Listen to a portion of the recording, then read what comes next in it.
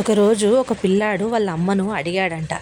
అమ్మ, మనము అమ్మవారిని మొక్కుతాం కదా, దేవుణ్ణి అమ్మవారినైనా దేవుణ్ణైనా మొక్కుతాం కదా, ఒక విగ్రహంలో ఉన్నాడనుకొని వాళ్ళు మనకి కనిపించే రూపంలోనే ఉన్నారనుకుంటాం కదా, కానీ నిజంగా ఒక మనలాంటి శరీరంలాగా ఎన్నడూ కనబడరు కదా, వాళ్ళకి పూజలు అవి చేస్తాం కదా, వాళ్ళు మన పూజలు వింటారా, చూస్తారా, మనం పెట్టే ప్రసాదాలు తింటారా అని చెప్పేసి అని అడిగాడంట. అప్పుడు వాళ్ళ అమ్మ అన్నదంట, ఏమో, ఏదో ఒక రోజు ఆ అమ్మ నిజంగానే విని కనిపిస్తుందేమో, ఆ ప్రసాదం తింటుందేమో, మన నమ్మకం ఎప్పుడైనా వృధా అవ్వదు, నిజమవుతుందని చెప్పాడంట. అప్పుడు ఆ పిల్లవాడు నిజంగానే అప్పటి నుంచి ఆ అమ్మను భక్తిగా పూజించడం మొదలుపెట్టాడు.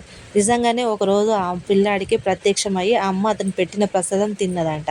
అదే అండి, ఇదే విజయవాడ దుర్గా భవానీ మాత స్టోరీ ఉంది కదా. ఒక చిన్న పిల్లవాడు పులిహోర పెడితే తినేసి పెట్టాక వాళ్ళ నాన్నగారు వాళ్ళు వచ్చేసి ప్రసాదం ఏది తిన్నావా అని కొడతారు కదా, లేదు ఆ అమ్మ వచ్చి తిన్నాడు అని చెప్తుంది కదా, ఆ స్టోరీ అండి. అది నిజంగా ఆ అమ్మను నిజంగా ఉన్నది అని చెప్పేసి మనం పూజిస్తే ఖచ్చితంగా ఏదో ఒక రోజు ఆ అమ్మ మనకి సాక్షాత్కరిస్తుందండి. ఖచ్చితంగా మనకు తన ఆశీర్వాదం మనకి ఇస్తుంది.